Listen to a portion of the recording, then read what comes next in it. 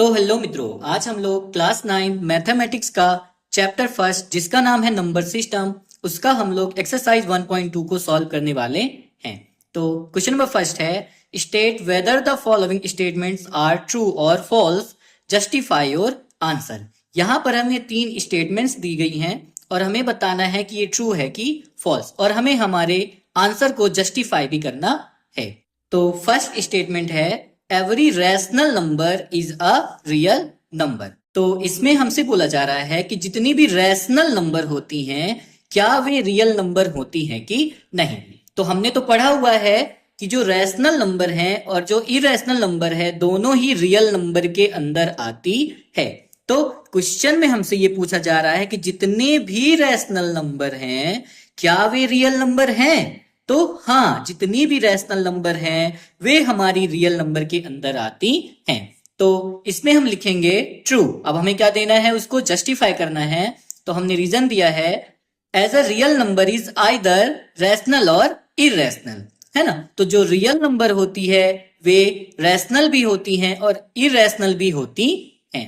अब second number statement है, every point on the number line is of the form of under root m where m is a natural number। तो इसमें हमसे ये पूछा जा रहा है कि जो नंबर लाइन होती है उसमें जितने भी पॉइंट होते हैं क्या वो अंडर रूट m के फॉर्म में लिखा रहता है। मतलब जितनी भी नंबर होती हैं क्या उसमें सभी में अंडर रूट लगा होता है।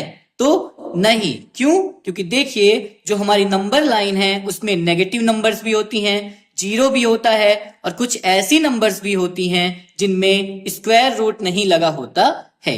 तो इसमें हम लिखेंगे फॉल्स। फिर हम रीजन दे रहे हैं, because other types of number also lies on the number line, है ना। क्योंकि जो अदर टाइप्स के भी नंबर्स होते हैं वे नंबर लाइन में क्या होते हैं, यहां पर रिप्रेजेंट किए जाते हैं। अब थर्ड नंबर स्टेटमेंट है, every real number is an irrational number. जितनी भी रियल नंबर होती हैं क्या वे इरेशनल नंबर होती हैं। तो सबसे पहले आप समझिए, इस बार उसने बोला है कि जितनी भी रियल नंबर होती हैं क्या वे इरेशनल होती हैं। तो नहीं, जो रियल नंबर होती है वो इरेशनल तो होती ही है, साथ में वो रैशनल भी होती है। तो हम ये नहीं कह सकते हैं कि जितनी भी रियल नंबर है वो सब इरेशनल है। तो यहां पर हम लिखेंगे फॉल्स, है ना। क्या लिखेंगे? फॉल्स। अब हम रीजन दे रहे हैं, because rational numbers are also real number. तो यहां पर हम रीजन यही दे रहे हैं कि जो रैशनल नंबर्स होती हैं वे भी रियल नंबर होती हैं। अब क्वेश्चन नंबर 2 है, are the square root of all positive integers irrational.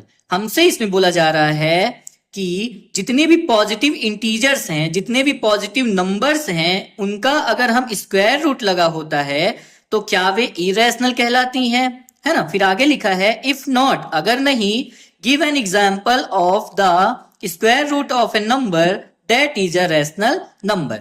तो आप एक एग्जाम्पल दीजिए जिस नंबर में स्क्वायर रूट लगा हो और वे क्या कहला रही हो, रैशनल नंबर कहला रही हो। तो आइए हम इसको भी क्या कर लेते हैं, समझ लेते हैं। तो क्वेश्चन नंबर 2 का आंसर है यहां पर हमारा नो। क्यों होगा नो? क्योंकि जितनी भी क्या होती हैं स्क्वायर रूट वाली नंबर होती हैं वे इरेशनल नहीं होती हैं। कुछ ऐसे भी नंबर हैं जिनमें स्क्वायर रूट लगा है तब भी वे क्या कहलाती हैं, रैशनल नंबर कहलाती हैं। तो हमारा आंसर होगा यहाँ पर नो। अब उसने एग्जाम्पल देने को बोला था तो हमने 25 में क्या लगा दिया, स्क्वायर रूट लगा दिया, और हमें पता है कि 25 का स्क्वायर रूट क्या है, 5 है। और 5 क्या है, हमारी एक रैशनल नंबर है। क्यों है? क्योंकि 5 को हम 5/1 लिख सकते हैं और हमने बताया है रैशनल नंबर वे होती हैं जिन्हें हम p/q के फॉर्म में लिख सकते हैं। तो ये हमारा हो जाएगा आंसर। क्वेश्चन नंबर 3 है, so how √5 can be represented on the number line. हमें दिखाइए कि हम √5 को नंबर लाइन में कैसे रिप्रेजेंट करेंगे। तो आइए हम लोग इसको भी क्या कर लेते हैं, सॉल्व कर लेते हैं। अब देखिए हमें अंडर √5 को क्या करना है, इस लाइन में रिप्रेजेंट करना है। तो आप बताइए अंडर √5 यहाँ पे कौन होगा, कोई भी नहीं होगा, है ना। तो सबसे पहले हम ये पता करेंगे कि हमें अंडर √5 मिलता कैसे है, ठीक है। तो अगर हम लोग क्या ले लें, 2 सेंटीमीटर का बेस ले लें। क्या ले लें? बेस ले लें और 1 सेंटीमीटर का क्या ले लें हम लोग, परपेंडिकुलर ले लें। तो जब हम इसको क्या करेंगे, पाइथागोरस थ्योरम से सॉल्व करेंगे तो हमें यहाँ पर जो हाइपोटीनस है वो क्या मिलता है, √5 मिलता है। ठीक है, तो चलिए हम पहले इसी को क्या कर लेते हैं, सॉल्व कर रहे हैं। तो हमने क्या किया है, 2 सेंटीमीटर का बेस ले लिया है, 1 सेंटीमीटर का क्या ले लिया, परपेंडिकुलर ले लिया। अब हमें हाइपोटीनस क्या करना है, निकालना है। तो हमने लिखा बाय पाइथागोरस थ्योरम हाइपोटीनस का स्क्वायर इक्वल परपेंडिकुलर का स्क्वायर प्लस बेस का स्क्वायर। ये क्या है, हमारी पाइथागोरस थ्योरम है जो कि आप क्लास 8 में पढ़ चुके हैं। अब हमें हाइपोटीनस क्या करना है, फाइंड करना है। तो हमने h स्क्वायर को लिख दिया, इक्वल की साइन लगी थी, इक्वल की साइन को लगा दिया। अब परपेंडिकुलर क्या है हमारा, 1 है, तो हमने यहाँ पर लिखा 1 और स्क्वायर लगा था तो हमने भी इसमें क्या लगा दिया, स्क्वायर लगा दिया। प्लस की साइन लगी थी, प्लस की साइन लगा दी। और जो बेस है वो कितना है हमारा, 2 सेंटीमीटर, तो हमने यहाँ पर लिखा 2 और स्क्वायर लगा था तो हमने क्या कर दिया, स्क्वायर लगा दिया। फिर से इस h स्क्वायर और इक्वल को लगा दिया, 1 का स्क्वायर करने पर 1 ही आएगा और प्लस लिख दिया। फिर 2 का स्क्वायर करने पर 2 2 क्या आ जाएगा हमारा, 4 आ जाएगा। फिर से h स्क्वायर को हमने यहाँ पर उतारा, इक्वल की साइन लगा दी और 1 + 4 करेंगे तो क्या आ जाएगा हमारा, 5 आ जाएगा। अब देखिए हमें तो केवल हाइपोटीनस निकालना था, तो हम इस स्क्वायर को क्या करेंगे, इक्वल के इस पार ट्रांसपोज करेंगे।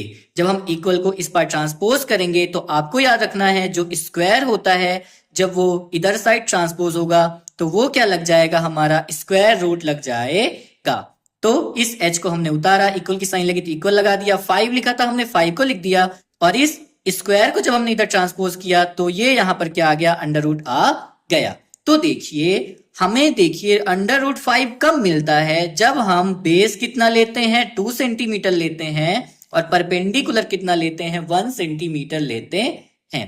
तो इसी तरह हम अब नंबर लाइन में भी क्या करेंगे, 2 सेंटीमीटर का हम यहाँ पर क्या लेने वाले हैं, बेस लेने वाले हैं और स्केल से अच्छे से मेजर करके 1 सेंटीमीटर का हम लोग क्या लेने वाले हैं, परपेंडिकुलर लेने वाले हैं। तो हमें हाइपोटीनस कितना मिल गया था, √5 मिल गया था। तो यहां से लेकर के यहां तक जो हमारी लाइन होगी वो क्या होगी, हमारी √5 होगी। ठीक है, तो देखिए अभी तो ये जो √5 है वो कहां पर है, हमारा ऊपर है। लेकिन अगर हम इसी लाइन को, है ना, जो कि अभी ऊपर है, तो अगर हम ये वाला परपेंडिकुलर हटा दे तो ये क्या हो जाएगा, ये लाइन इसके ऊपर आकर के गिर जाएगी कि नहीं गिर जाएगी, गिर जाएगी। तो हमें क्या मिल जाएगा, √5 मिल जाएगा। तो ये जो √5 है वो अभी कहां पर है, हमें ऊपर मिला है। तो इस लाइन को इस नंबर लाइन में लाने के लिए हमने क्या किया, राउंडर को यहां रखा और लाइन को हमने क्या कर लिया, मेजर कर लिया और यहां से हमने यहां नीचे तक क्या मार दिया, एक आर्क मार दिया। तो देखिए इसका मतलब ये है कि जो ये जो लाइन है, जब हम इसे इस नंबर लाइन पर इधर की तरफ ला देंगे तो ये नंबर लाइन कहां पर आने वाली है, हमारी यहां पर आने वाली है और यहीं पर हमारा बन रहा है √5 जो कि हमारा आंसर है।